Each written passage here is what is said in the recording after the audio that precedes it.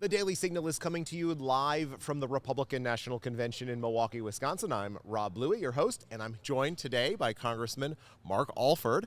Thank you, sir, for being with us. Good to meet you. Good to have you on set here.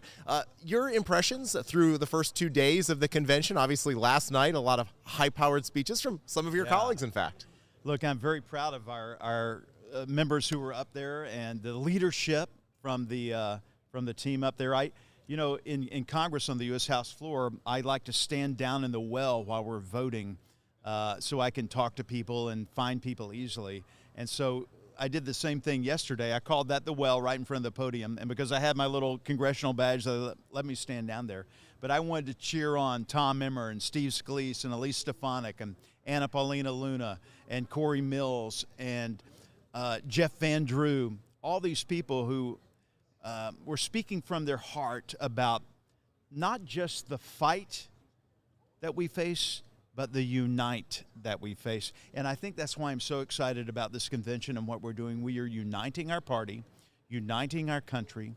Donald J. Trump is going to sit once again behind that resolute desk and be the resolute leader that we need for America and for the world. Well, let me ask you this, because I've noticed that unity. I've also noticed the contrast that they're trying to paint between Donald Trump and the Biden administration.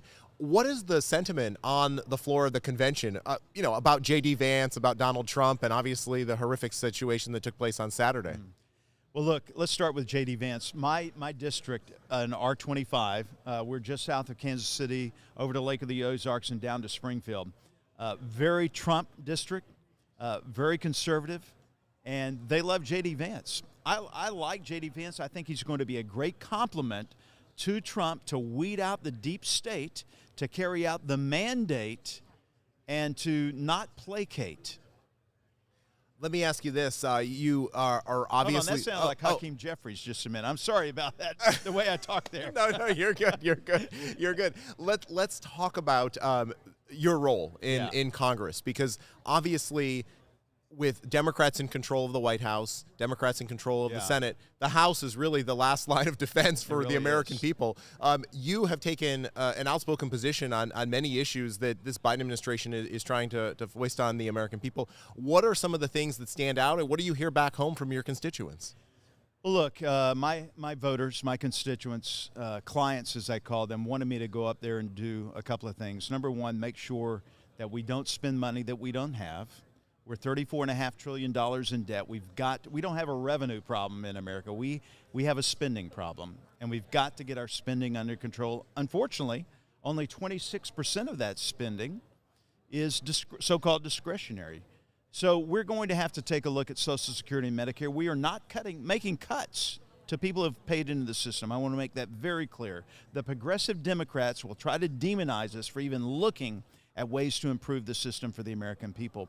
But when we have an interest payment this year that is going to be higher than what we're spending on our national defense, there is something wrong. It's an existential threat to America, I believe.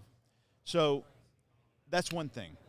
We've got to reclaim our authority in the U.S. House of Representatives, the Article I authority that our founders entrusted us with. We are 435, should be 435 members who represent some 750,000 people. And we have authority that the founders gave us, and we have ceded that authority. The executive have superseded our authority with executive orders, and Republicans have done that as well. We need to get executive orders under control. One of the things we're looking at under the Article I authority that we are trying to recapture is inherent contempt. Now, Merrick Garland, the Attorney General, has thumbed his nose at the U.S. House of Representatives and has refused, under subpoena, to hand over the audio tapes of hers deposition of the President of the United States, but was then Vice President of the United States when his actions were in question. And her basically said, we can't prosecute this guy because he's too old, and we can't get a conviction because he's too sympathetic. The jury will be too sympathetic to him. So we want to hear what's on that tape. We want to hear what has been edited out. You can edit tapes down into a transcript and make it seem like something entirely different. It's gotten to the point now where, because of Merrick Garland has thumbed his nose at the U.S. House of Representatives and would not comply with the subpoena, that we have the power under Thomas Jefferson's manual that he wrote for the U.S. House, and this has been upheld by the U.S. Supreme Court, the power to send the Sergeant of Arms to go and arrest Merrick Garland and hold him until such time he complies with our subpoena. Now, we're not going to do that.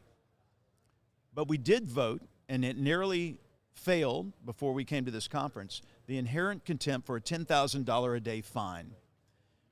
Members had already left town. We lost by a small margin on that. Anna Paulina Luna is leading the charge in this, and I'm helping her. And when we get back, we are going to refile this resolution to charge him with inherent contempt and force him to comply and regain the authority that we have. That's right. I mean, certainly Congress has ceded too much authority to the executive branch. On this particular issue, I think it's also worth noting that you have a consortium of news organizations. You have Judicial Watch, you have the Heritage Foundation's Oversight Project, which are all suing in court also to release the audio. And I would think that the Democrats, many of whom are now asking Joe Biden to leave the race for president, would also want to hear this audio. Maybe it gives them more ammunition to nudge him out of the race. But thank you for your leadership on that. I think it's critically important. I do want to go back to your first point, though. Yeah. So you talked about spending. One of the things that the House has done this year is pass a series of appropriations bills. We're finally getting back to a regular order in which we're dealing with spending.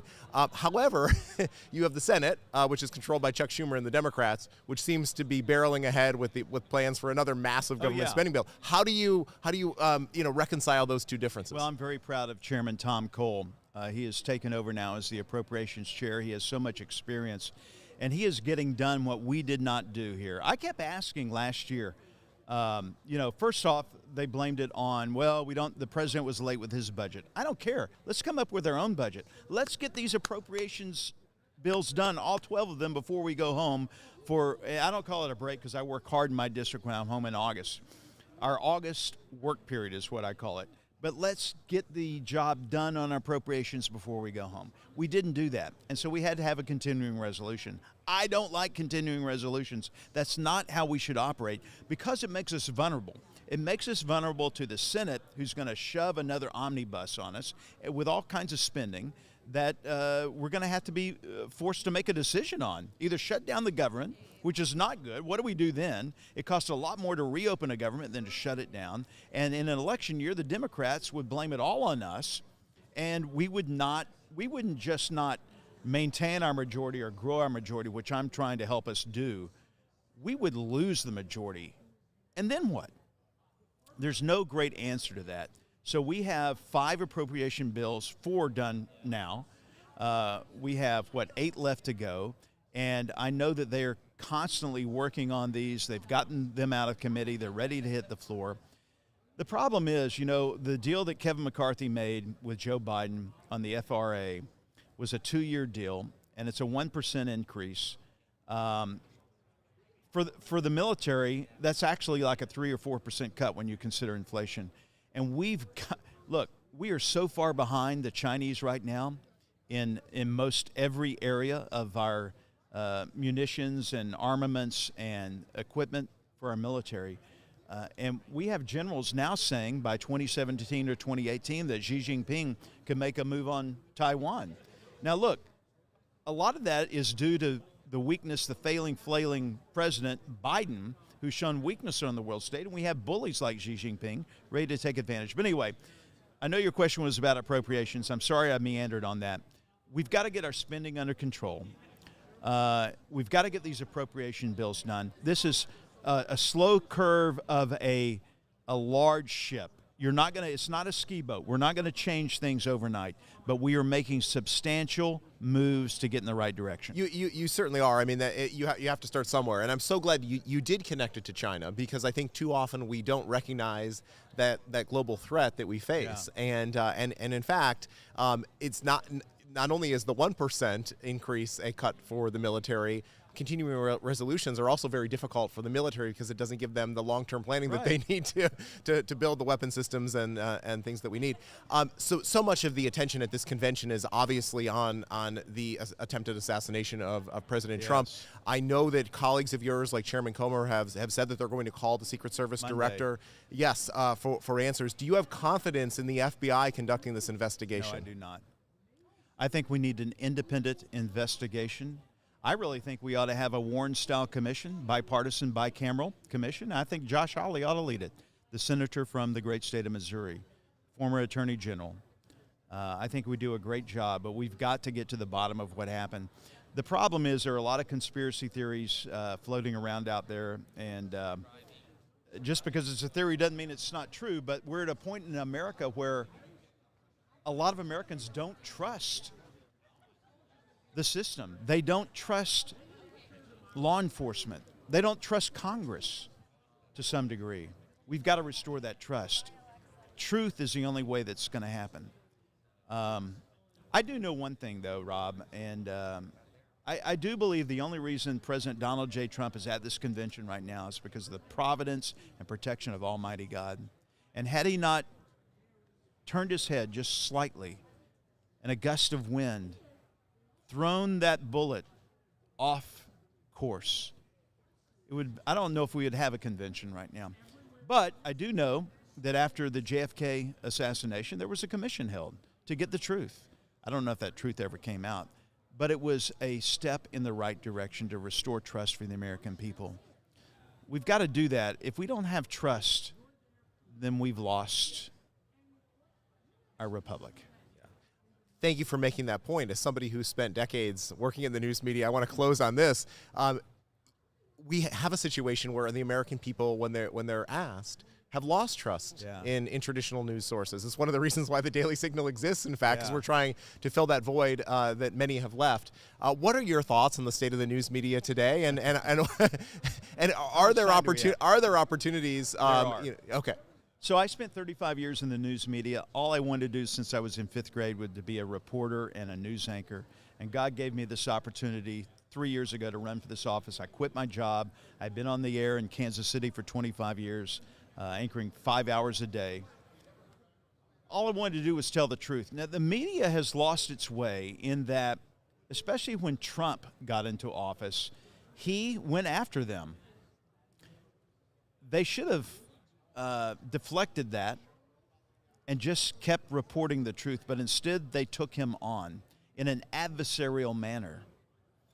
And they tried to determine what was a truth and what was a lie rather than letting the public decide. We need to get back to the point in America, during the 2020 riots and the George Floyd riots and the BLM, there was a mantra that went around, let's reimagine police. Remember that? I do. I was saying at the time, we need to reimagine journalism in America. We need to get journalists back to the job of just telling people what went on, not how to think about it. I think on cable news, for instance, a newspaper, Kansas City Star, I don't read that much anymore, it's kind of shrunk down. But in old newspapers, you would have your news section, and then you would open to the editorial page. And it was clear what was editorial and what was news. You knew what you were reading. When you turn on Fox News or cable news network, CNN, or MSNBC, you're thinking, or the average person is thinking, that is news. Well, some of it is. I mean, Brett Baer is a great journalist. But Sean Hannity is commentary, editorial. And I don't know if Americans have a grasp in that there is a difference. And the same with CNN. Americans, and this has to be voluntary, by the way. Congress should have no oversight of journalism and the First Amendment. That is not our job to regulate the First Amendment. But I think maybe, just like doctors have a Hippocratic oath, do no harm, why not journalists come up with their own oath? Tell the truth. No matter what the truth is, tell the truth. And hold fast to that commitment and that oath to the American people. Well, I can tell you, sir, that's a commitment that we'll make at the Daily Signal. We I do know our you best will. each and every day. So I appreciate you spending time with us today. We're joined now by Congressman Mark Alford, and from the great state of Missouri. I'm Rob Bluey, reporting for the Daily Signal here at the Republican National Convention in Milwaukee, Wisconsin. We'll be back with more interviews later today.